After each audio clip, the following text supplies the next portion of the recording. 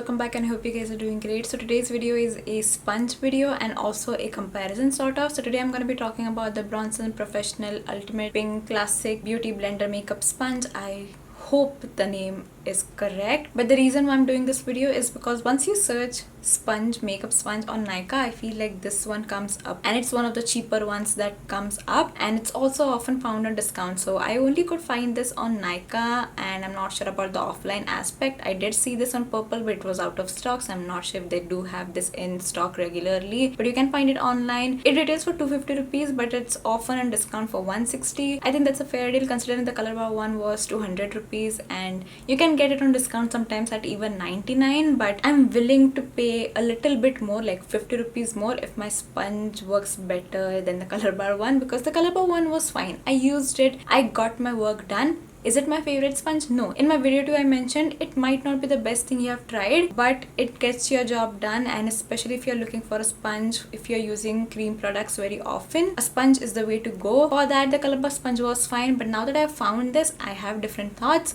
so I'm just gonna share them. This was very small when it came in and it did grow significantly in size once you wet it, and if you're comparing this to the Colorbar one was way more stiff than this one. This is just so much more softer than that particular one. It's a major difference for me because the Colorbar sponge, sometimes I used to film my videos, but you could see in the videos that I'm applying a lot of pressure, and it wasn't difficult for me, but I'm pretty sure you wouldn't apply that much pressure to your face with a sponge. You don't need to. Your sponge is supposed to be soft, but that Colorbar one was a little stiff. With this one, that issue doesn't occur, and even the Colorbar one, sometimes I used to stamp it on my face and you could hear the noises of it being stamped on my face. This one doesn't do that, so that should tell you that this actually holds up pretty well. So I did my face makeup with this particular one, as many steps as I could do. I personally think I'm satisfied with the results. When you do your extreme inner area of the eye with a sponge, can you reach it properly? No, but I feel like that's just how teardrop shape things work. It still did a good job in my opinion. So if you have been eyeing out and thinking, is it stiff, is it soft? It's really soft if you use the Colorbar one. This is like levels softer than that one. This is how I imagine sponges to be when I think of a makeup sponge. I haven't used the beauty blender, so I'm not really sure what the standard for it is, but this one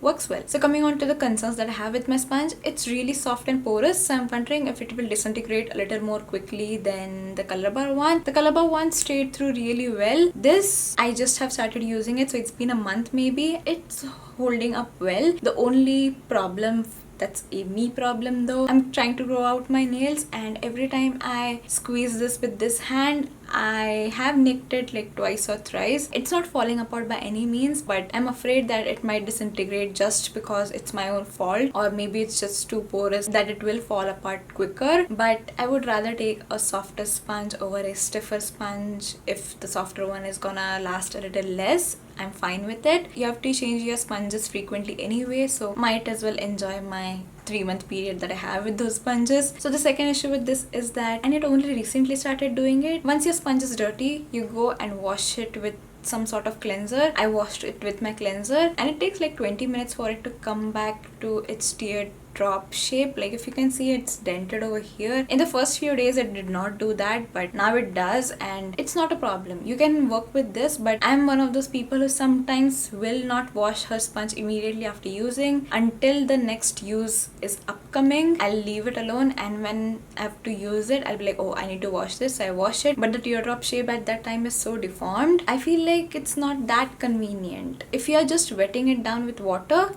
it works well. So I don't see what the problem exactly is. Maybe the cleanser is the issue. Again, not a big deal for me. What I would advise is wash it immediately after you use it, then let it dry out in sunlight, and then you can wet it again, and that's fine. But if you're using a cleanser, that somehow becomes an issue. I don't know why. That's just something I wanted to mention. Once again, if you're talking about the Colorbar one and this one, far superior. Even if this is slightly pricier when on discount, I would definitely go for this over the Colorbar one. Let me know if you have tried it and if your sponge does this same cleanser issue too. I'm fine with it though. I really do enjoy this and I like doing my makeup with this. So That's all that matters. Okay, so that was it for today's video. I hope you guys found this helpful. If you're planning to buy this, I would say go ahead. It's a fun sponge, works well. Let me know what your favorite sponge is.